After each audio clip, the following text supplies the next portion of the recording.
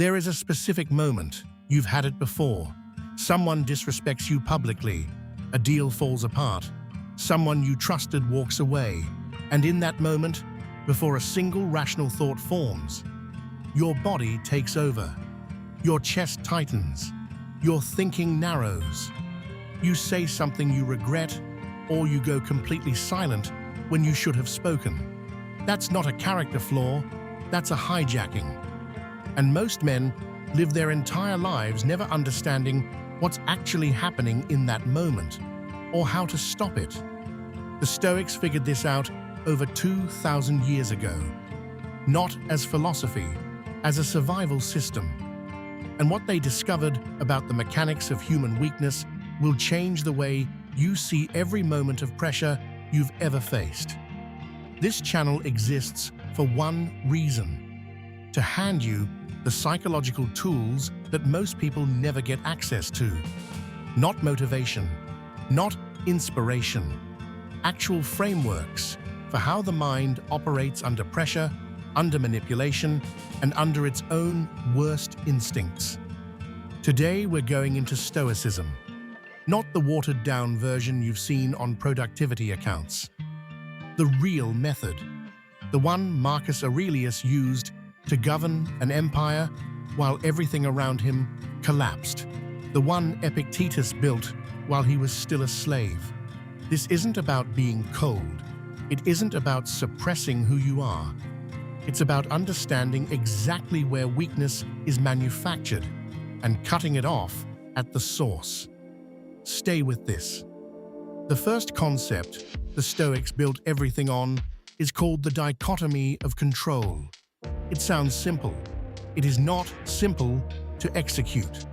The idea is this: there are things within your control and things that are not. What's within your control is narrow.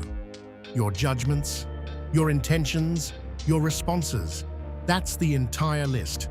Everything else, other people's opinions, outcomes, your reputation, the weather, the economy, whether someone loves you, none of it is yours to control.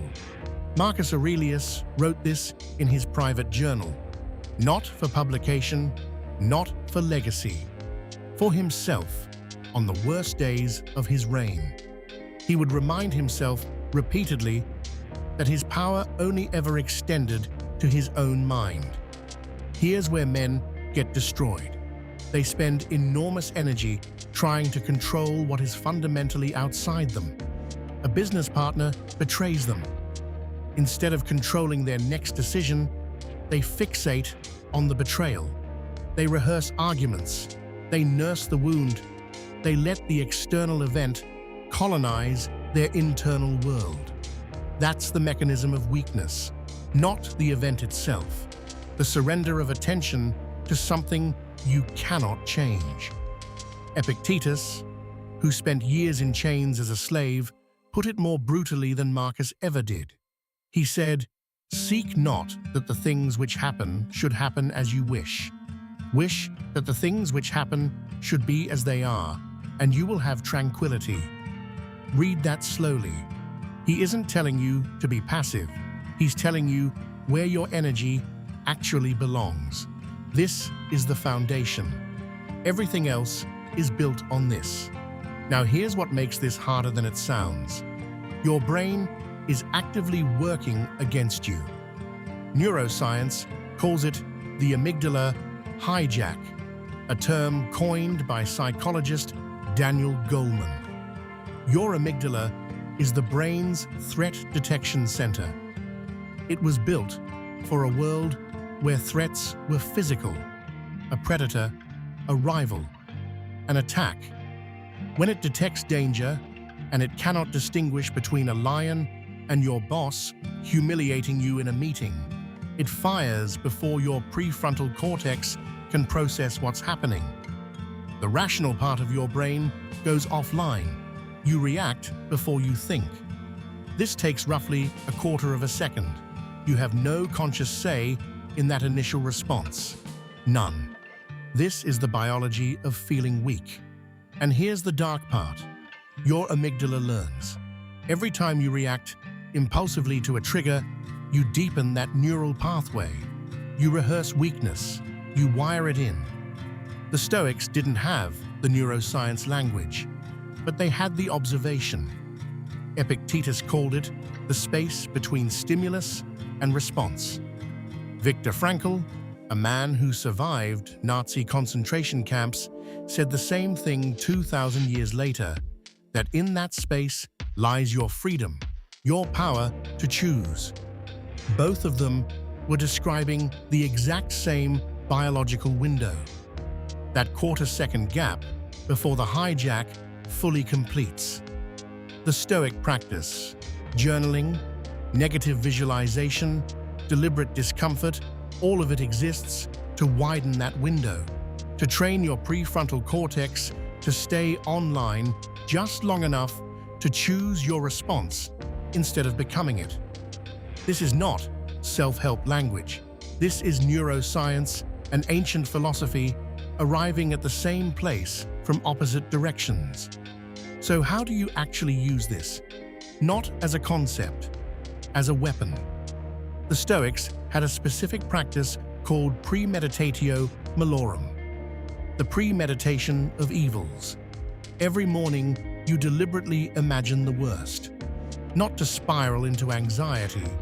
The opposite, you sit with the possibility of failure, loss, rejection, and death, and you ask yourself, if this happens, what will I do? You strip the event of its power to surprise you. Fear feeds on the gap between your imagination of an event and its actual arrival. Premeditatio closes that gap. Seneca wrote to a friend, "Let us prepare our minds as if we had come to the very end of life. Let us postpone nothing." He wasn't being dramatic. He was describing a daily practice of psychological preparation.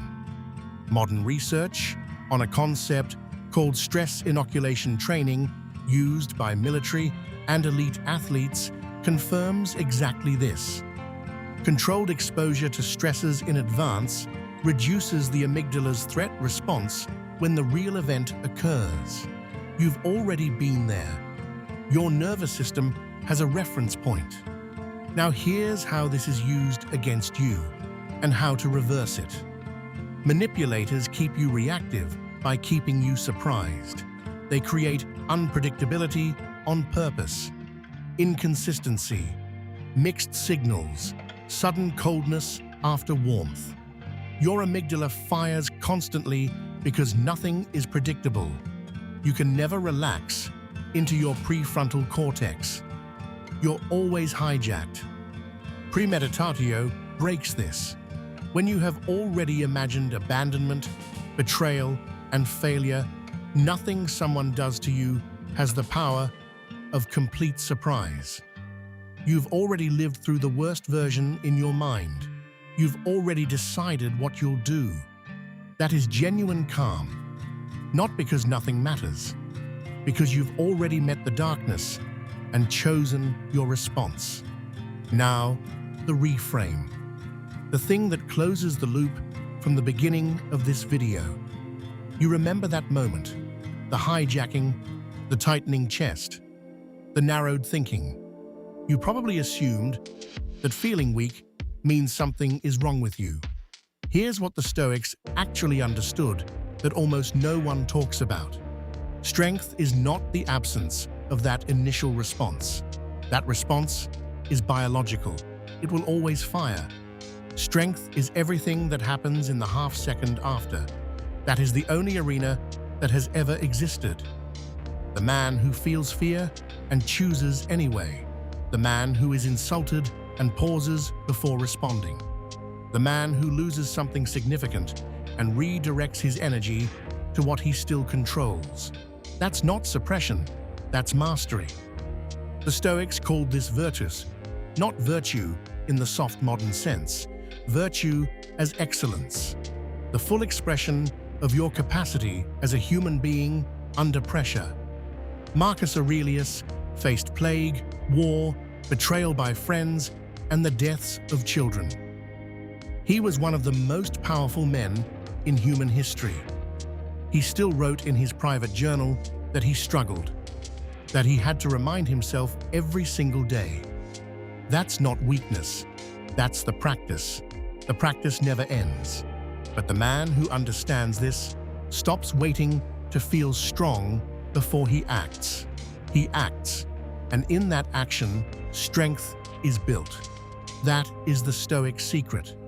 Not a feeling, a decision, made over and over again, in the small moments no one ever sees. If this changed something in the way you see yourself, share it with someone who needs to hear it.